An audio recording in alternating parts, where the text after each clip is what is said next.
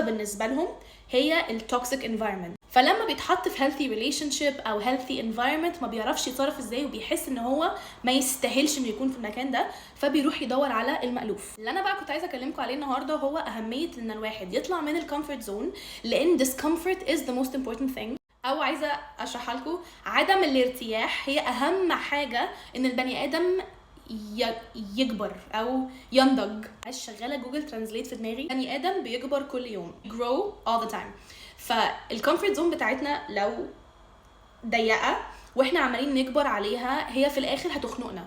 يعني هي هتفضل تصغر، او احنا بالنسبه لها هنفضل نكبر لغايه ما تخنقنا. ان الواحد يطلع نفسه من الكومفورت زون هي مش حاجه سهله، بس في نفس الوقت هي ممكن تبقى حاجات صغيره قوي انتوا مش متعودين عليها. زي مثلا ان الواحد يروح يتعرف على حد جديد وهو عنده social anxiety. This is stepping outside of the